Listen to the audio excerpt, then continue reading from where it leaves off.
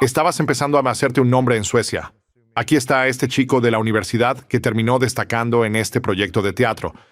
Supongo Sí, que después de eso conseguiste otros trabajos. Pero ¿cuándo sentiste por primera vez que esto realmente estaba funcionando, también a nivel financiero? Y que empezaban a llegar otras oportunidades, incluso fuera de Suecia. sí. Tuve un periodo bastante intenso después de eso. Estaba haciendo esta obra que recibió mucha atención. Y, al mismo tiempo, conseguí mi primer papel principal en una película. Pero se filmaba en Estocolmo, mientras yo seguía con la obra en Gotemburgo. Y era el protagonista en ambos proyectos, exactamente al mismo tiempo. Pero por alguna razón, la película aceptó intentar organizar los horarios. Así que la forma en que lo hicimos fue: filmaba en Estocolmo por las noches, y luego dormía en el tren, Wow. y hacía la obra al día siguiente, Al día siguiente, no lo hiciste. de día. Así que iba y venía. Luego conducías de regreso después de la obra. Tuve un par de semanas en las que dormí solo unas 8 horas en total por semana.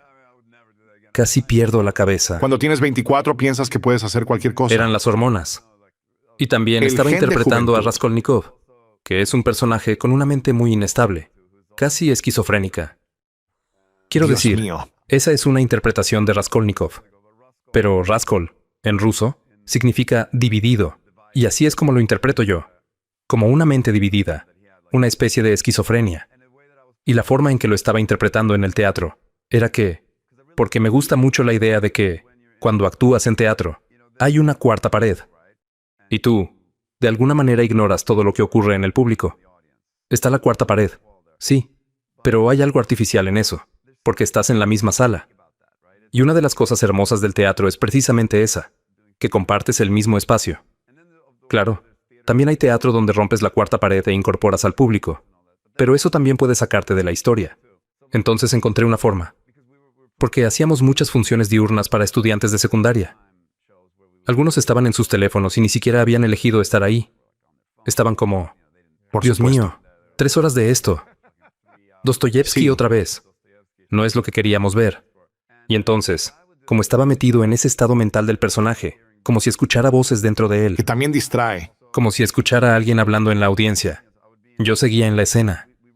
Ensayamos durante 4 meses. Estaba muy metido en todo eso. Conocía el material y el texto muy bien. Tenía mucha confianza. Así que podía estar en medio de un monólogo. A veces escuchaba a algunos chicos hablando y pensaba: ¿qué? ¿Qué dijiste? Y luego me acercaba a ellos y repetía: ¿qué dijiste? Y se quedaban en silencio y yo me quedaba como... y lo interpretaba como si fueran voces en mi cabeza. Eso también captaba la atención de todos, y los estudiantes dejaban de hablar porque Como, no quiero querían que me ser llamen. señalados. Y luego simplemente volvía al monólogo o a la escena sin perder el hilo. Pero luego, cuando estaba haciendo esto de ida y vuelta, y sin dormir nada, Realmente se volvió esquizofrénico. sentía que mi paciencia se estaba agotando un poco. Oh, Dios mío. A veces estos chicos eran molestos y seguían hablando. Yo les decía: ¿qué? Y continuaban. Entonces les decía: cállense. Cállate, cállate. Me acercaba a ellos, casi En personaje. confrontándolos. Pero en mi mente, lo vivía como si estuviera enfrentando mis propios demonios internos. A veces, sostenía un hacha en la mano como Oh, parte de la Dios mío. escena. Y estaba ahí, con estos chicos hablando. Al principio se reían, y yo les decía: ¿crees que eso es gracioso? Te voy a matar. Oh, Dios mío. Y yo estaba con un hacha en la mano. Después de un par de situaciones tensas, tuvimos reuniones de Dios crisis mío. en el teatro, y me dijeron: Joel, no puedes amenazar a los estudiantes del público. No puedes decirles que vas a matarlos. Eso es inaceptable. Esto es como... Y tú como soy actor. Y yo estaba como... creo que necesito dormir. En Guau. ese momento me parecía increíble porque nunca salía del personaje. Nunca rompía la interpretación. Creo que algunos estudiantes quedaron un poco impactados. Y luego, cuando la obra terminó, hice 6 largometrajes en 16 meses. Y en Suecia se hacen como 20 películas al año en todo el país. Así que estaba trabajando muchísimo. Para mí, el éxito antes de eso era trabajar en teatro. Y, de vez en cuando, conseguir algún trabajo frente a la cámara. Eso era éxito. Y luego, sin pensarlo demasiado, terminé superando mis propias expectativas por mucho. Dentro de 1 año o 2. Así que creo que fue cuando me dije, tal vez podría hacer otra cosa. ¿Fue Hollywood o la gran pantalla en Los Ángeles alguna vez una idea o un sueño? ¿O era más bien, solo quiero estar en Suecia, trabajar aquí, ganar bien y ser respetado? Nunca fue un verdadero sueño. Para mí, no ser un perdedor era el primer objetivo. Ese era el primer sueño. Y luego fue como, está bien, soy actor. Eso ya era una gran ¡Wow! victoria. Entonces era como, ser un actor trabajando ya era una victoria.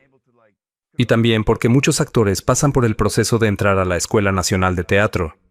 Y aún así, un par de años después, Se han siguen ido. luchando de verdad. No es como que sea... Asegurado. No. Entonces, para mí, ser alguien que trabaja y está en el teatro, y de vez en cuando puedo hacer un papel en una serie de televisión o en una película, y luego fue como si lo hubiera hecho genial, sin realmente... Las cosas estaban pasando sin que yo me hubiera fijado una meta clara para eso. Era más bien que yo estaba superando mis propios demonios. Y, después, todo lo demás fue llegando. Y luego hicieron el casting para Thor. La primera película de Thor, justo al inicio de la primera ola de películas de Marvel. ¿En qué año fue esto? Fue en 2008, Está bien. más o menos. Y estaban buscando en los países escandinavos, Oh, claro. porque él es un dios nórdico. Entonces, ¿tenías alrededor de 30? ¿28? ¿30? Sí, ¿31? 28. Entre 28 y 29. Y luego recibí un mensaje de mi agente en Suecia diciendo algo como, quieren que grabes tus cosas. Y yo dije, ¿qué significa Nunca eso? había oído eso antes. Era como, ¿qué quieres decir con que tengo que grabarme? Y ellos, una grabación. Yo dije, ¿con una cámara de video? Tengo que grabarlo. Y lo hice. Y por Y mensaje luego de recibí texto. este texto. Y creo que Kenneth Branagh era el director. Tenía como un pequeño toque shakespeariano. Y nunca había actuado realmente en inglés. Pero mi padre era estadounidense. Así que me sentía bastante suelto con el idioma. Porque para mí, era un idioma emocional. Para muchas personas que aprenden un segundo idioma, es difícil expresar emociones o ser... Dominarlo. Sí, pero ese no fue mi caso, ya que crecí hablando con mi papá. Y luego me grabé para esto, y un amigo lo filmó. Estaba todo oscuro en mi sala de estar, en mi antiguo estudio en el lado sur. Y lo enviamos. Y luego no pensé mucho más en ello. Fue como un ejercicio interesante, pero no le di demasiada importancia. Aunque sentí que, de alguna manera, le di mi propio toque personal y La rompiste auténtico. con esa. Sí, y tenía como una lágrima cayendo. Era como, no está Sí. nada mal. Pero lo envié, y no pensé mucho más en ello. Y luego mi hermana me dijo, 2 semanas después, oye, hay una foto tuya en The Guardian. Yo dije, ¿The Guardian? ¿Qué es eso? Y ella dijo, el periódico británico. Yo dije, ¿qué? ¿Por qué? Y ella dijo, dice algo sobre Thor. Yo estaba como, ¿Thor? ¿Están publicando fotos de personas que envían cintas? ¿Cómo qué está pasando? Es como extraño. Y luego ella me envió el artículo y fue como, oh, los 4. Como si ahora solo quedaran 4 personas para Y interpretar a ni Thor. siquiera lo sabías. No había oído nada, así Es que una me quedé locura. como, ¿qué? Entonces era como Chris Hemsworth, creo que Tom Hiddleston, y luego algún otro tipo. Y yo estaba como, qué La gente raro. no te lo dijo. Sí. ¿Qué significa esto? Me dijeron que no sabían nada con certeza y que solo habían escuchado algo al respecto. Yo pregunté de nuevo, ¿qué significa esto? Todavía estaba filmando la película. Y de hecho, también estaba haciendo otra a la vez. Y, además, una nueva temporada de la obra. No iba a tener un solo día libre en los próximos 2 meses. Era como si yo estuviera. Yo estaba haciendo Easy Money. Eso era. Sí, estaba filmando Easy Money. Y también habíamos comenzado una nueva temporada de Crimen y Castigo. Así que era uno de esos periodos en los que trabajaba todos los días, durante 2 meses seguidos. Querían que viajara a Nueva York para hacer una prueba de cámara con Natalie Portman, pero no pude asistir. ¿De verdad? Entonces envié otra grabación, y al final, no conseguí el papel. Pero fue entonces cuando pensé, Oh, tal vez esto no sea tan difícil. Quizás no esté tan lejos. Y luego Chelly, quien es mi agente actualmente, vino a Suecia. Se sentó conmigo y tuvo una reunión y me dijo, realmente creo que deberías venir aquí. Y dije, sí, estoy abierto a eso. Y unos meses después, decidí intentarlo. Así que me mudé. ¿Fue entonces cuando te mudaste a Los Ángeles? Me mudé a Los Y Ángeles. cuando te mudaste, ¿pensaste, ella me va a conseguir audiciones o quiero conocer gente? Sí, hice un par de self-tapes más. Hice uno para Mad Max. Y, al parecer, también estuve en la consideración para ese proyecto. Así que pensé, creo que esto va a ser bastante fácil. Sí. Y yo estaba como, creo que lo tengo controlado. Será fácil. Y luego vine a Los Ángeles y conseguí un agente. Entonces armé todo el equipo casi de inmediato, lo cual hace que todo sea mucho más fácil. Y tú estás como, tienes un equipo. tengo amigos que vienen que no lo lograron en Suecia y luego llegan a Los Ángeles e intentan. Y yo les digo, creo que deberías centrarte en Suecia primero. Sí. Ser un pez grande en un estanque pequeño antes de intentar dar el salto. Pero yo también tuve que luchar ¿En mucho. serio? Quiero decir, para mí fue, así es como me sentí. Y creo que fueron como 4 o 5 meses sin conseguir nada. Y para mí ese fue el mayor rechazo que había vivido en la actuación. Porque estaba audicionando Y cada semana consiguiéndolo, y no obtenía nada. quiero decir, en Suecia estabas trabajando constantemente. Sí, y allá estaba explotando. Cuando me mudé a Estados Unidos, de repente todo lo que había hecho empezó a salir en Suecia mientras yo estaba allí. Y en ese momento me volví muy famoso en Suecia. serio? Realmente famoso. Pero yo estaba en Estados Unidos, así que estaba Nadie como... sabía quién eras aquí. Sí, estaba viendo una página de Facebook y decía, ¿medio millón? Y ni siquiera era mía. Una página Era de otra tus persona. seguidores. Exacto. Fue una experiencia Wow. extraña. Extraña seguirlo desde Tenías lejos. todo este éxito en tu país de origen, pero estabas aquí desde hace 5 meses y no pasa nada. Sí, y luego estaba fallando en todo. ¿En serio? No podía ni siquiera conseguir una respuesta. ¿Cuándo se te presentó finalmente la oportunidad? Y fue entonces cuando volví a Suecia para las vacaciones de Navidad. Tenía la película Easy Money, que se estrenó, y fue un gran éxito allí. Y luego recibí una audición para The Killing, y la hice en el apartamento de un amigo. Creo que la energía de hacer las grabaciones en Estocolmo era mejor. Lo envié. Sí. Y luego quisieron verme de nuevo para The Killing. Fui un par de veces más, y conseguí el papel. Ahí fue cuando empezó todo en Estados Comenzó Unidos. a rodar. Ese fue mi primer trabajo aquí. ¿Eso fue en 2009? Sí. Me mudé a Los Ángeles a finales de 2009, como en septiembre. Y creo que conseguí The Killing en enero de 2010. Más o menos. Entonces han sido 16 años Sí. de éxito ahora. 16 años. ¿Ha habido alguna temporada baja en todo este tiempo? Porque parece que cada año has estado haciendo películas que se estrenan. Una carrera tiene esas pequeñas etapas. He trabajado de forma constante, pero en ese momento estaba haciendo The Killing y no estaba lo suficientemente agradecido por lo que era. Yo pensaba, quiero ser una estrella de cine. En un momento ¿En me serio? estaba volviendo un poco engreído.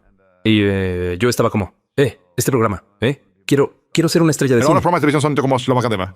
Pero aún así, había estrellas de cine haciendo películas que estaban en otro nivel. Y después conseguí RoboCop.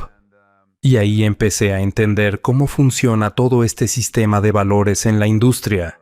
Como si fueras una acción. ¿Cómo funciona eso? Bueno, fue como... Conseguí esto que es una marca muy conocida. Algo con mucho potencial dentro de una franquicia importante en la industria. ¿Sabes? Todos pensaban que iba a ser una franquicia y... RoboCop. Sí, RoboCop, una nueva versión. Salía de una serie que estaba funcionando bien, y de repente todos estaban apostando por ti, como si RoboCop fuera a ser un gran éxito comercial internacional. Antes de que salga. Porque en el interín, sí, esa es como la etapa caliente, ¿no? Después de que lo haces, tenía bastante buen buzz interno. Se veía bien. Pero aún no había salido. Todavía no había salido, así que la gente está apostando por ti.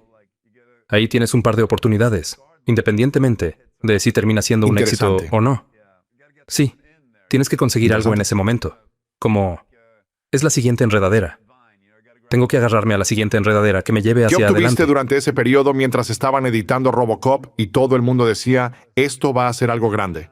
Conseguí Run All Night, que era una película con Liam Neeson, una producción de Warner Bros. Había otra que podría haber hecho, una película de Guy Ritchie, pero ya había dicho que sí a ese otro director. Así que decidí respetar ese compromiso. Y luego RoboCop realmente no lo hizo bien. O sea, no fue un fracaso. Terminó ganando dinero, pero tomó un No tiempo. fue un éxito. No fue un éxito. Recuerdo que The Lego Movie incluso debutó Sí, por encima sí. de ella. Y también hubo un poco de mala suerte, porque toda la costa este estaba prácticamente cerrada ese fin de semana de estreno debido a una tormenta de invierno. Esas pequeñas cosas probablemente le quitaron alrededor de 5 millones. Y esos mismos 5 millones en el estreno probablemente lo habrían convertido en un Nunca éxito. se sabe. O habría sido un éxito moderado, como para que dieran luz verde a una segunda entrega. Pero no lo hicieron. Y luego, de repente, esa fue la primera vez en mi carrera en la que sentí que se fue un poco hacia Bajaron abajo. tus acciones. Sí. Mis acciones bajaron un poco. Y todavía eran mucho mejores que hace 2 años. Pero estaban un poco por debajo de eso. Esto es lo que quiero saber, Joel. ¿Cómo manejas cuando tu trabajo se devalúa a los ojos de la industria? ¿Cómo gestionas esa percepción de tu propio valor? ¿Tu autoestima baja? ¿O cómo mantienes la confianza cuando no estás obteniendo los resultados externos que quieres? Sí. Diría que esa fue una época realmente interesante. Porque creo que fue un periodo en el que empecé a salir mucho de fiesta. Y también empecé a consumir drogas. La vida en Los Ángeles. Sí. Estaba viviendo en Hollywood y consumía ¿En serio? cocaína con bastante frecuencia. 2, 3, a veces 4 Vamos, veces por semana. Así que estás en la vida de Hollywood. Te atrapó el Sí, ambiente. sí. ¿Sabes? ¡Wow! Luego me sentí como si yo estaba metido en eso. Y sentí que la carrera estaba bajando un poco. Me quedé en plan, wow, espera. Y tuve un momento conmigo mismo. Está bien. Vamos a dar un paso atrás. ¿Qué está pasando aquí? Y los guiones que me enviaban no eran buenos. No me convencían. Esto no era lo que buscaba. No estaba recibiendo en absoluto las cosas que quería hacer. Y había una gran diferencia con lo que era solo un año Wow. antes. Tanto en el nivel de los guiones, como en lo interesantes que eran los personajes. Entonces me puse en forma. Dejé de salir de fiesta. Y les dije a mis representantes, solo necesito volver a salir a audicionar. Realmente no estaba audicionando porque me estaban enviando ofertas directamente. Yo quería audicionar para todo. Sí, ¿En serio? quería mostrarle a la gente lo que podía hacer. Recordarles lo que podía hacer. Porque antes lo que hacías eran un par de self-tapes, conseguías algunos trabajos y te seguían enviando guiones. Sí, exacto. Y luego de repente empezó a fluir. Y me estaban enviando guiones, lo cual es mucho más agradable. No tuviste que pasar por lo típico de Los Ángeles, donde tienen que estar audicionando constantemente. Bueno, hice eso antes de The Killing. Entiendo. Sí. Y luego eso lo cambió un poco. Así que empecé a recibir Ajá. ofertas para proyectos. Así que salí de nuevo y comencé a audicionar para otras cosas. ¿Cuánto tiempo fue eso? ¿Como unos 6 meses? No, no fue tanto tiempo. Un par de meses. Fueron como unos meses. Sí, Pero unos volviste meses. a las repeticiones. Dijiste, déjame prepararme. Sí. Y luego me acercaba a las audiciones con una actitud diferente, más desafiante. Diría que volví un poco a lo mismo, porque estaba sobrepreparándome para las audiciones otra vez. Y mi Interesante. mentalidad era, voy a hacer escenas realmente increíbles en estas audiciones. Voy a Lo lucirme. estabas haciendo increíble. Yo pensé que era algo bastante genial. Ese tipo de material me gustaba. Y eso me ¿Y motivaba. cuál fue la respuesta? Lo que sucedió es que eso sí creó. Tuve la corazonada de que eso iba a generar un impulso positivo. Y lo hizo. Esto ayudó a que algunos directores de casting, que no me conocían, vieran mi trabajo. Y eso me llevó a audicionar para Suicide Squad. Después conseguí Suicide Squad. Y eso fue como la siguiente liana que me llevó al siguiente nivel. ¿Cuál sientes que fue la película más grande que hiciste que realmente te llevó al nivel más alto? Pienso que no creo que ¿En haya serio? habido una sola cosa que me haya llevado a eso. Creo que Ha sido más bien un trabajo constante. Pero es la acumulación de éxito tras éxito. Sí. Si estás muy empoderado y tu identidad es muy limitada, simplemente harás cosas verdaderamente terribles. Así que lo más importante es mejorar o expandir la identidad de uno.